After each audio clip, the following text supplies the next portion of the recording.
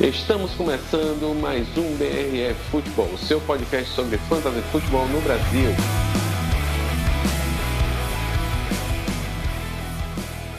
E estamos voltando para passar para vocês todo o post da semana 8, com os jogadores mais consistentes, os destaques gerais. Segue com a gente, fiquem por aí.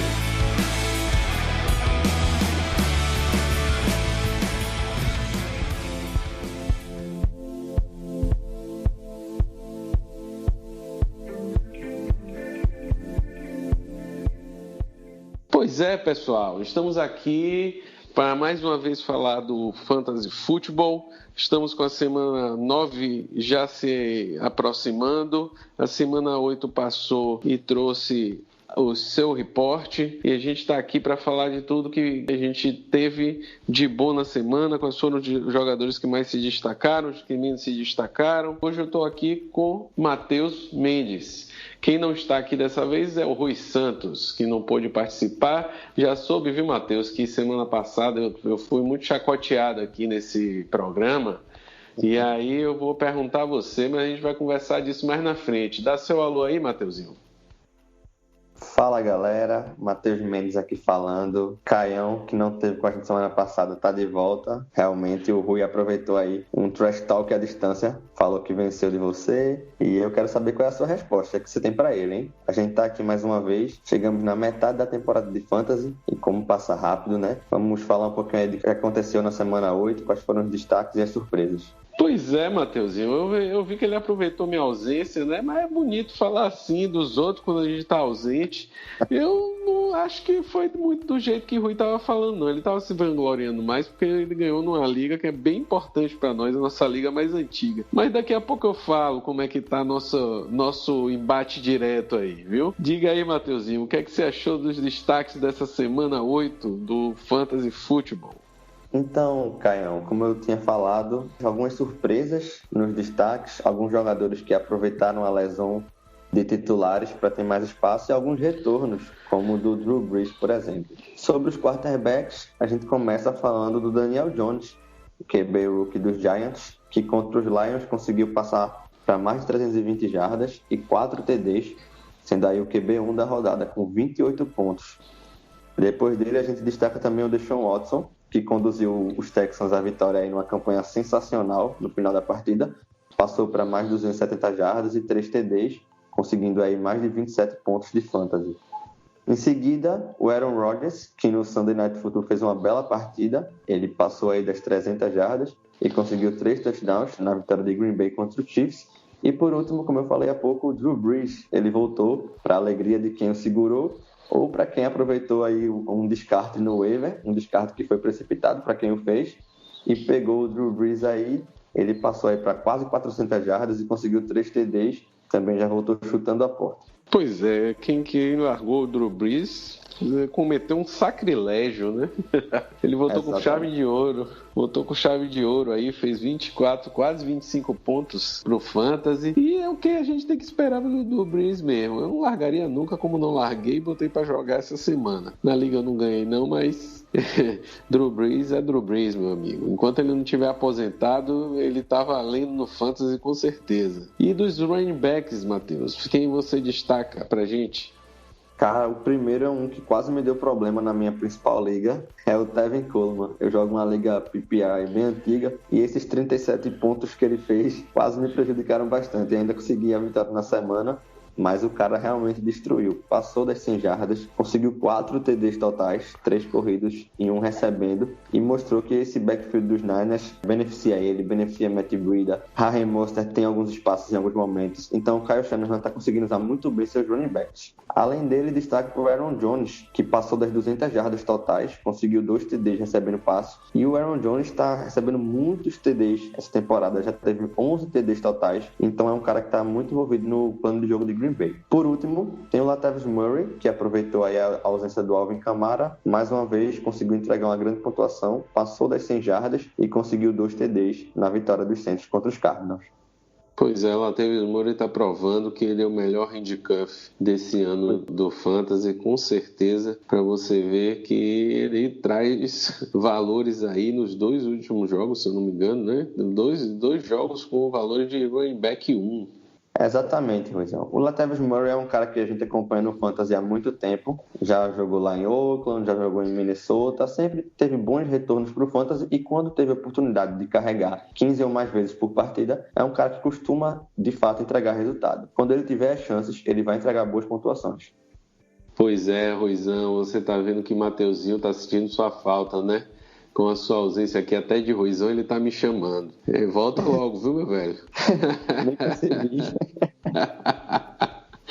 Então, Mateuzinho, e Mike Evans, o que é que fez essa semana? Aí é outro que não pontua numa semana e todo mundo fica naquela polvorosa, não quero Mike Evans, vamos trocar, e acaba trocando muitas vezes e ele volta aí com 42 pontos de PPR, né? Pois é, Caio. Já é a segunda vez na temporada que o Mike Evans consegue uma pontuação gigante como essa. Lá no começo do ano, até numa das nossas ligas, acho que foi na Jim Kelly, eu troquei pelo Mike Evans, aproveitando aí que ele estava em baixa, acabei pagando baratinho, e ele vem entregando às vezes, né? Teve 11 recepções para quase 200 jardas e 2 TDs no jogo do Tampa Bay. A gente viu que semana passada eu falei com o Ruizão um pouquinho sobre a divisão entre Evans e Chris Godwin, e nessa semana foi o Evans quem se sobressaiu. Um outro nome interessante é o de Cooper Kupp. Ele teve um dos jogos mais prolíficos da sua vida, passou aí das 200 jardas, na verdade teve 220 jardas, com 7 recepções e 1 TD, conseguindo aí em ligas PPR 35 pontos. É um jogador que para fantasy tem valor de wide 1 nesse ano, não tem o que se discutir em relação a isso, e para quem o draftou tá muito feliz, realmente, porque ele estava ali mais ou menos entre o wide 15, 16, na maioria dos drafts, de 10 a 15, vai, e conseguiu entregar a pontuação de top 5 esse ano, tá sendo realmente fantástico. Um outro nome, e esse eu gosto e tem em várias das minhas ligas, é o Kenny Golladay. Depois de uma partida decepcionante na semana passada, contra os Giants, na vitória dos Lions, ele passou das 120 jardas, teve 2 TDs muito bonitos, inclusive, pontuou aí em ligas standard 22 pontos e em ligas PPR 28 pontos.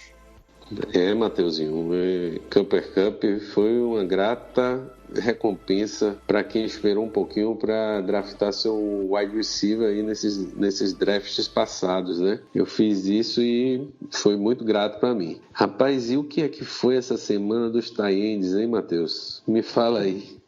Loucura, né?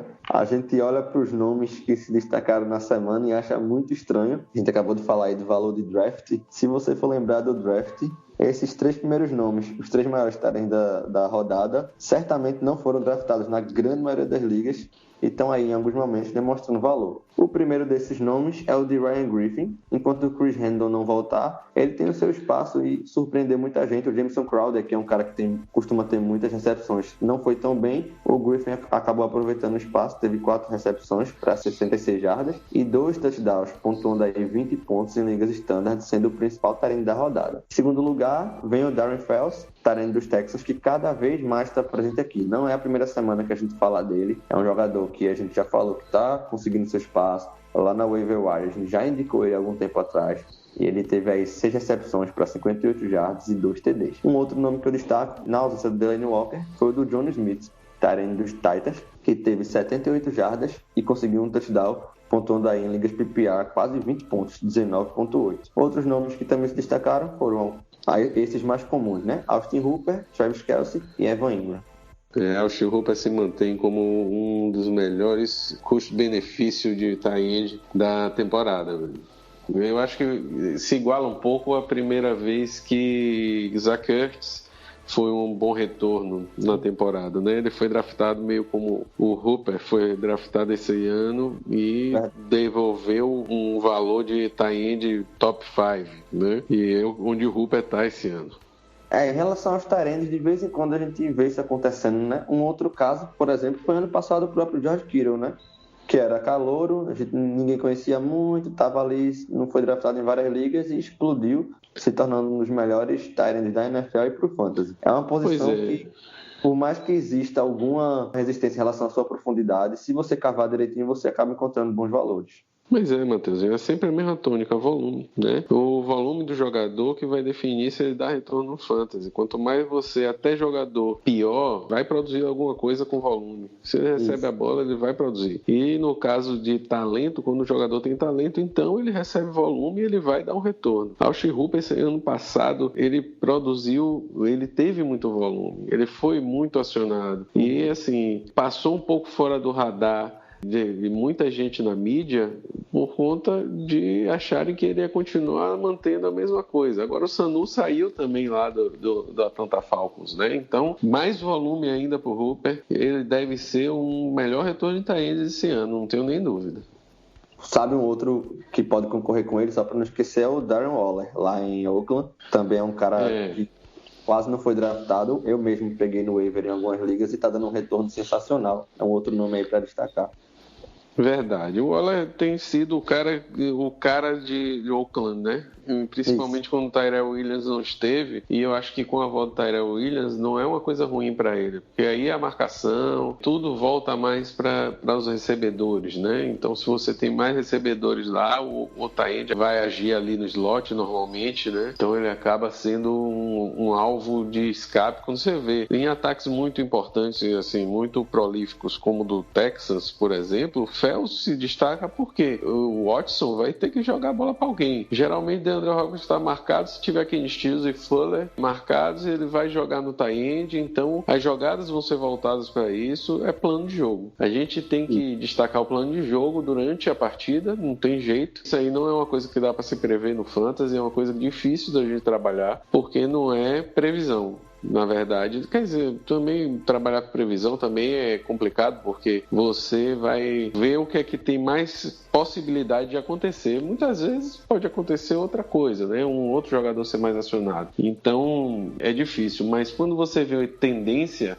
e tendência de volume é sinônimo de bom fantasy, então você acaba podendo apostar nesses jogadores. Fells é uma boa aposta por conta disso. Vamos lá, o velhinho Adam Vinatieri, né, acabou se destacando aí pelos kickers, volta e meia ele se destaca, quero ver quando é que ele vai parar. Ninguém fala assim, ninguém para, todo mundo para, ele vai jogar de bengala daqui a pouco. Também ele acabou sendo o que mais se destacou, fez 15 pontos, mas Vinatieri fez 13, né? E falar de defesa eu não quero nem mais falar, porque New England Patriots fica em primeiro toda vez, essa defesa continua... Essa defesa continua sendo, não sei nem o que dizer mais, tem valor de jogador em vez de ser valor só de defesa, e tá dando muito o que falar aí, dando muito ponto. Vai fazer campeão esse ano, provavelmente. Pois é, Caio. Sobre a defesa dos Patriots, só um adendo que eu até fiz no episódio passado, mas agora a situação vai acontecer de fato. Que é a tabela dos Patriots, a partir de agora, fica um pouco mais complicada. Na verdade, um pouco não. Muito mais complicada do que na primeira metade. Agora ele vai enfrentar QBs como Lamar Jackson, Dak Prescott, Pat Mahomes, o próprio Deshaun Watson. Então a coisa tende a ficar um pouco mais complicada. Eu quero ver como é que se defesa, que claro, tem um piso de pontuação, porque ela é uma das melhores da NFL, de fato. Mas eu quero ver como é que ela vai lidar com confrontos contra ataques mais fortes do que os que ela vinha tendo. Vai ser interessante perceber isso. Eu acho que vai continuar produzindo. Não tô achando que vai deixar de produzir, não, porque se eu não me engano, esse último jogo já foi um jogo mais forte, né? Contra os Browns, contra o Baker. Então... porque assim, ele enfrentou o Sam Darnold voltando de lesão, enfrentou o Mayfield, enfrentou o Josh Allen, então são alguns ataques não tão prolíficos, né? Agora ele vai enfrentar ataques melhores, essa defesa. Verdade, Matheus. Verdade, Matheus. Eu que me confundi aqui. Eu pensei que esse jogo já tinha sido contra um time de defesa mais forte. Mas vamos lá. De acordo com a consistência, vocês sabem que a consistência a gente usa os critérios aqui para ver quais são a quantidade de jogadores que produzem jogos acima da média de suas posições, porque o que é que a gente faz? A gente divide a média de pontuação de todos os jogadores de determinada posição, e os jogadores que estiverem acima dessa média, com um valor de distância maior ou menor ou abaixo dessa média, vão ser consistentes ou não durante a temporada. Em termos de consistência dos quarterbacks, Deshaun Watson continua se destacando e já passou aquela febre inicial dos outros quarterbacks, porque ele se manteve, enquanto o Lamar Jackson teve alguns altos e baixos aí durante as últimas partidas. Deshaun Watson continuou produzindo de forma consistente. Não que Lamar não esteja produzindo consistentemente, continua assim e vai ser um dos jogadores mais consistentes da temporada, sem dúvida, não, mas vai produzir, certo? E é uma das melhores opções de quarterback da temporada. Dak Prescott, Tom Brady, Patrick Mahomes machucado, ainda são jogadores que são nesse rol de consistência mais importante. Com relação aos running backs, Christian McCaffrey, o que é Christian McCaffrey essa temporada? Grande candidato a MVP, continuar aí produzindo e o time continuar indo para frente, ele tem altas chances de ter uma boa produção. Jogadores que tinham tudo para ir bem nessa temporada, como Dalvin Cook, Aaron Jones, estão lá na frente. Nick Chubb também. Leonard Fournette, que eu vou falar um pouquinho no volume, está consistente porque ele tem um volume, tem um maior volume de carregadas aí, de acordo com os running backs, e a gente tem que dar valor para Leonard Fournette. Produção de consistência, ele é um jogador que tem uma propensão a se machucar, não sendo um jogador que brilha os olhos do fantasy, mas ele está esse ano conseguindo se manter saudável e conseguindo produzir. Chris Carson é outro nome que eu imaginava que ia estar aqui, graças a Deus, nessa temporada, e draftei em muitas ligas e está aqui produzindo em alta. Parece até que o Rashad Penny está sendo vendido aí tentando vender pelo Seahawks, né, Mateuzinho? Tem um grande amigo que é fãzaço do Seahawks e ele simplesmente odeia o Rashad Penny, assim como toda a torcida do Seattle. O desejo dele e de todos é que de fato o Penny seja trocado. É um cara que foi uma escolha da primeira rodada ano passado no draft da NFL e até agora não provou absolutamente nada na liga. Não está sendo envolvido recebendo passes. Quando corre não tem uma boa produção. Então toda a torcida do Seahawks está aí doida para que de fato ele seja trocado. O Chris Carson, por outro lado, como você falou, é um cara que vem produzindo cada vez melhor. Se ele controlar a questão dos fumbles, é um running back muito bom para a NFL e também para o fantasy. Na verdade, eu acho que não tem nem como fazer uma comparação entre os dois, né? Tá sendo com o Penny, é falta do ritmo do jogo, porque eu não acho ele um jogador ruim, certo? Apesar de que na hora que eu fui fazer análise passada, quando o Penny entrou na liga, né, ele não era um dos jogadores que eu tinha a minha preferência, eu também não acho que ele não será um jogador que pode produzir se ele for trocado para algum time aí. Tem time precisando de running back. Eu acho que se você der o volume certo, pode ser um jogador de valor, principalmente pro fantasy. O que aconteceu, na minha opinião, lá em Seattle, com relação a ele, foi o que Chris Carson realmente se destacou de uma forma que não dava para ter espaço para ser outro cara, o líder do backfield, do que ele, entendeu? Mas se Rashad Penny tivesse volume, talvez as coisas fossem diferentes. Só fazer um parêntese aqui, você falou sobre a possibilidade do Penny ser trocado e por isso ter um aumento de volume e consequentemente valor de fantasy. Um outro jogador, só para não esquecer de falar, que está numa situação parecida é o O.J. Howard, tight end, lá no Tampa Bay Buccaneers. A ventilação sobre a troca por ele está muito grande, ele inclusive não vai jogar nessa próxima rodada, muito por causa disso. Fiquem atentos a isso, o O.J. Howard está disponível na sua liga. Se ele for para o time certo, pode ser um cara que venha a ter muito valor de fantasy.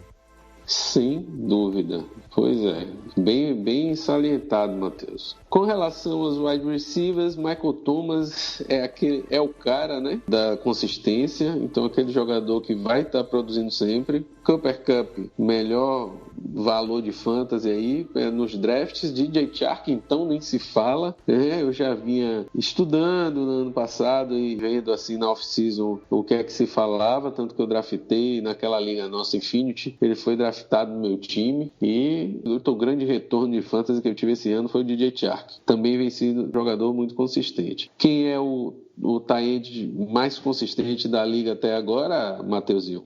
A gente já falou um pouquinho dele, é justamente o Austin Hooper, o tight end dos Falcons. De 8 jogos, teve 7 clutch games, 7 jogos acima da média, num rating aí de 87% de clutch.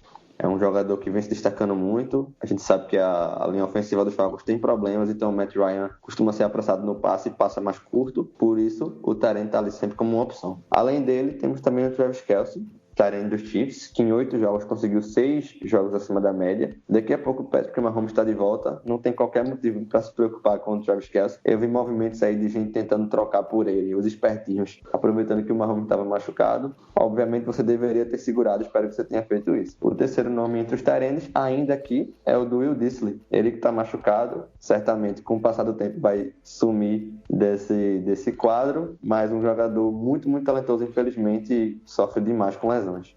Eu disse ele só esperando para a próxima temporada e esperando que ele continue saudável.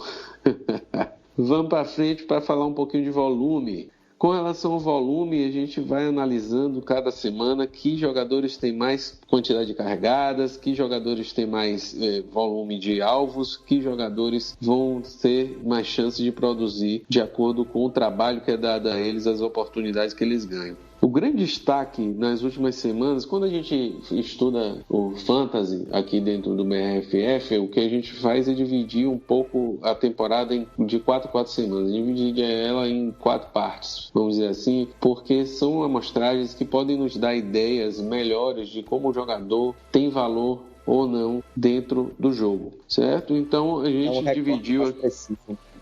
Dá um recorte mais preciso, porque você não analisa só um jogo da temporada, você analisa vários jogos e como ele teve essa tendência e que tendência ele está apresentando, né? O jogador que tem sido de extremo valor no jogo corrido, e olha que eu estava olhando aqui, Matheus, mais cedo, o Leonard Fournette está no time que anteriormente, quando ele entrou na liga logo, era um time run heavy, né? Run first, o que vocês quiserem chamar, mas é um time que sempre corria mais com a bola do que passava, tá? O fenômeno aí dos quarterbacks que têm sido realmente mais úteis para o time fez o time passar, e também jogadores como o DJ Chark fizeram o time passar mais a bola e ter um valor maior aí no jogo aéreo. Então, talvez até por isso eles estejam usando Fournette de uma forma mais eficiente, não dependendo só do jogador. Se você for analisar,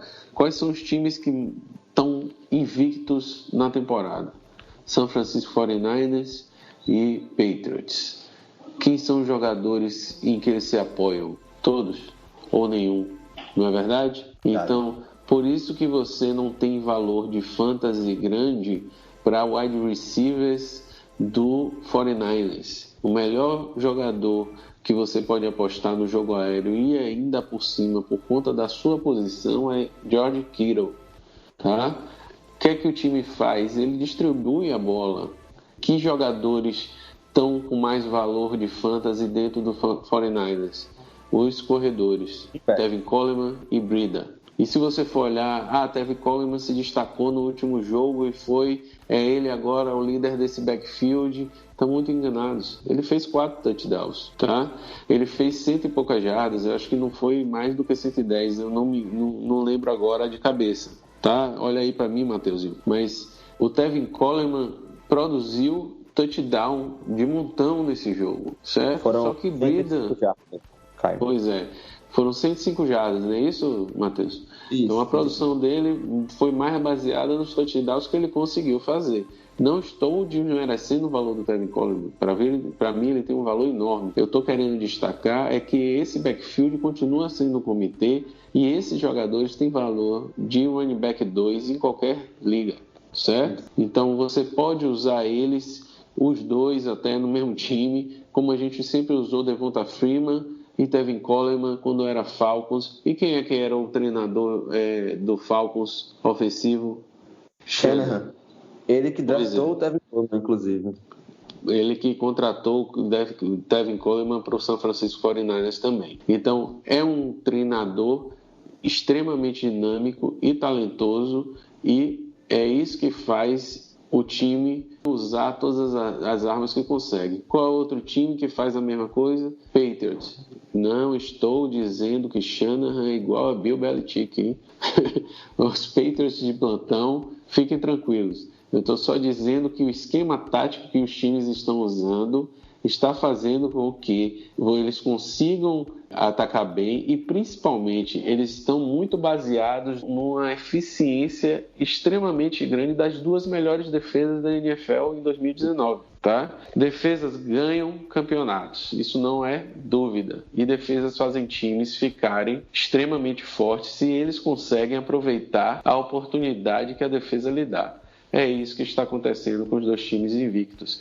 Mas dentro do fantasy, nenhum dos jogadores acaba tendo aquele valor exorbitante porque simplesmente o time não se apoia nos jogadores. Se você forem olhar que jogadores são importantes no fantasy, são principalmente aqueles individualmente em que os times se apoiam. Falando isso justamente do Leonard Fournette, que é um jogador extremamente importante para o Jaguars, tem uma quantidade de carregadas enorme, é o jogador que mais tem carregado na temporada, 120 carregadas, já tem 612 jardas e está com uma produção de 5,1 jardas por carregada. Abaixo dele já vem o Chris Carson, Derrick Henry, de times que têm usado muito o jogo corrido, Dalvin Cook. Você vê que esses jogadores têm tido uma quantidade de carregadas importante. Você vê que o Sonny Michel tem tido uma quantidade grande de carregadas, mas a produção acaba não sendo tão eficiente quanto o Fournette, que é realmente o jogador que tem se destacado para a posição. Só um destaque interessante, quando o Fournette entrou na liga, ele praticamente não recebia passes. Ele era um cara que a gente chama de running back norte-sul, né? Um cara que corria ali pelo meio, e simplesmente isso. No jogo passado, se a gente for comparar contra os Jets, ele teve 7 targets e teve 7 recepções.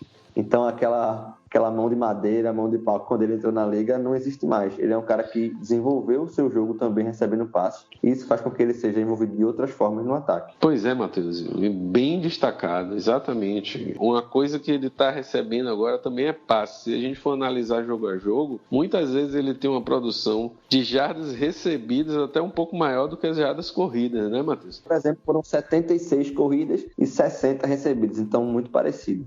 É verdade. Com relação aos alvos, os jogadores nessas últimas 4 semanas, entre a semana 4 e 8, que tem recebido uma quantidade de targets importantes, é ele que a gente já falou em primeiro lugar, né? O Michael Thomas, que vem com 56 targets para 48 recepções, com um catch de 85%, ou seja, o cara não deixa a bola cair 85% das vezes. Isso é impressionante? É, minha gente, é sim. O jogador que consegue pegar essa quantidade de recepções é invejável. É por isso também que a gente dá muito valor para PPR, porque o fato do cara ter essa quantidade de recepções para os targets que ele recebe é uma coisa que a gente tem que dar valor dentro do fantasy. Então, se você coloca isso agregado no jogo, acaba, na minha opinião, sendo mais justo para aquele jogador. Com relação a destaques nas recepções, nesse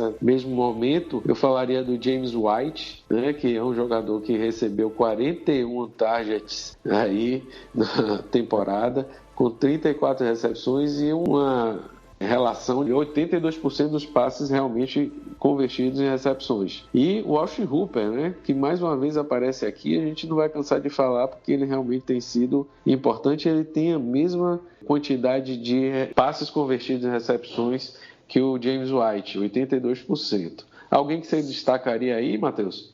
Só queria fazer um comentário sobre o próprio James White, né? Com a lesão do Josh Gordon, o ataque dos Patriots precisou espalhar ainda mais a bola. Já precisaria porque o Rob Gronkowski se aposentou ano passado. Depois o Josh Gordon se machucou e isso acaba ajudando o James White também. Vamos ver agora com o Sanu como é que vai ser essa divisão. Naturalmente, ele segue tendo um piso de pontuação porque os Patriots espalham a bola, mas eu quero entender como é que vai ficar esse ataque daqui para frente. Ainda dentro dos Patriots, Matheus, tem uma novidade essa semana que N'Keal Harry, né, jogador que foi draftado, Bill Belichick draftou poucos jogadores de ataque na primeira rodada dos drafts. Ou seja, o que a gente vai esperar? Que a expectativa dele seja grande para o jogador.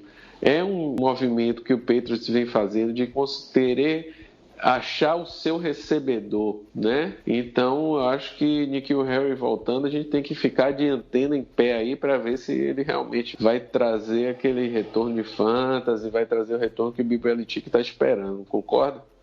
Concordo. Inclusive, se o Harry estiver disponível na sua liga, se estiver aí na liga mais profunda, ele estiver lá solto no waiver, vale apostar no rapaz. Como o Caião falou, é um jogador que foi trazido para ser um dos grandes alvos da equipe. É um cara muito alto, certamente vai ser utilizado bastante na Red Zone, ainda mais sem o Josh Gordon. Então, é um cara que nas próximas semanas pode se retornar. Mesmo que ele comece devagar, os playoffs estão aí para a gente deixar ele no banco até o momento certo.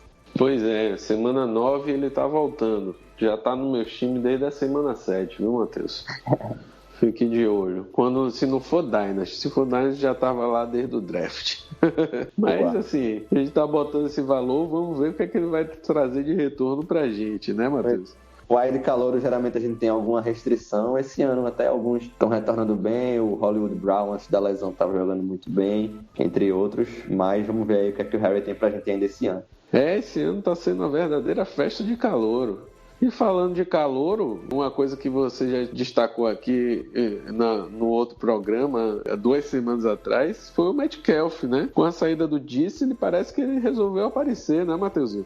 Pois é, a gente tinha conversado sobre isso naquele programa, que não tinha como ele não ter volume. A gente olha para o corpo de recebedores do Seahawks, vê o Tyler Lockett destoando como grande recebedor e depois dele, simplesmente nada. A gente tem o Jaron Brown ali, a gente tem outros jogadores que não têm efeito de fato no ataque. Não tinha como ele não ser utilizado. Ele é um cara que vai ter volume e já está tendo, tanto na red zone quanto no meio do campo. Então, fiquem atentos, fiquem de olho nele. É um cara que tem tudo para continuar bem. Antes da saída do Disney, Metcalf tinha 2 touchdowns de jogadas aleatórias. Aleatórias, vamos dizer assim, e onde ele não foi necessariamente mais acionado, tá? E não vinha indo bem na red zone, onde era Disney que se destacava, e com a saída do Disney ele já botou mais 3 touchdowns, 2 na red zone, que ele não tinha nem recepções ainda. Então é um jogador que vai ser usado e tem um quarterback, e isso é importante, viu, gente? Tem um quarterback bom pelo óbvio, né? Se o cara não sabe passar a bola, o jogador não vai ter de quem receber a bola para pontuar. A outra coisa que eu queria destacar com relação ao volume é o Chris Conley, do Jaguars. Nesse último jogo, ainda no início, se eu não me engano, o D.D. Westbrook não completou o jogo, né? E Conley vem de 2 jogos onde ele tem, eu acho que 7 é um número cabalístico para o Conley, viu, Matheusinho? Todo jogo que ele teve 7 recepções, ele não correu para menos de 80 jardas, sabia? Tem 2 touchdowns na temporada. No primeiro jogo ele teve 7 recepções, correu para mais de 100 jardas. No jogo anterior a este último, da semana 7, ele teve 7 recepções, correu para 93 jardas. Tá na hora do homem mudar o número da camisa dele, né? De 18 para 7.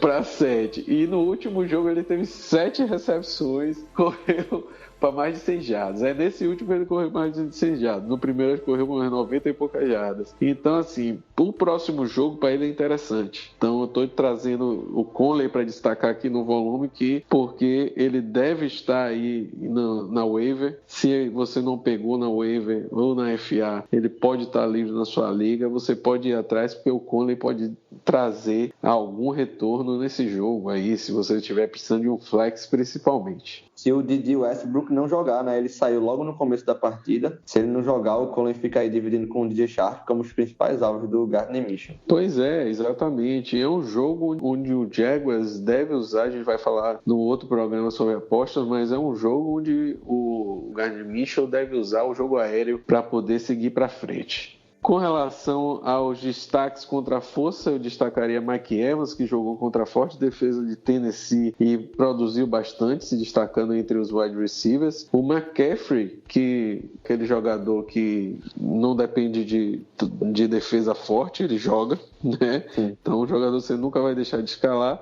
E para quem estava com muito medo da saída do Patrick Mahomes, pelo menos o Matt Moore trouxe algum retorno, né, Matheus? Contra a defesa de Green Bay. Pois é, um um jogador aí que muita gente estava desconfiada, uma defesa que vem jogando bem, pressiona quarterbacks muito bem. Tem ali na secundária um Jair Alexander, que é muito agressivo, joga muito bem. Mas o Matt Moore fez uma boa partida realmente no Sunday Night, foi competente. Eu pensei em arriscar nele numa liga minha, uma liga mais profunda, que eu tava com QB de bye. Não arrisquei, acabei indo no Matt Schaub, você acredita? Do Falcons e o retorno. Mas o Schaub deu um retorno também. Foi.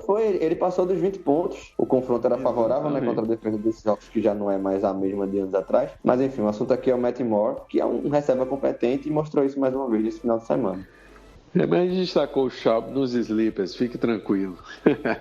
Com relação aos sleepers da semana, David Montgomery com certeza deve ter sido uma grata surpresa para quem usou ele aí no flex, 20 pontos, né, de standard, então ele foi muito bom. Tevin Coleman eu coloquei como sleeper porque a gente não esperava que ele se destacasse mais do que todos os outros running backs da semana, e então foi com 4 touchdowns, não podia ser diferente. O Daniel Jones foi um jogador entre os quarterbacks que se destacou também. O próprio Matt Schaub, que a gente estava falando, e deu um retorno aí para o Mateuzinho. E o Miles Sanders, que ele só teve 6 touches na partida, Matheus, e fez 118 jardas. É perigoso, né? É convidativo porque mostra que ele produziu muito bem, mas é perigoso porque ele teve um volume baixo. A gente fica aí com essa faca de 2 gumes. Pro Fantasy, a gente espera que um cara tenha volume. A gente espera que o jogador toque mais na bola do que isso.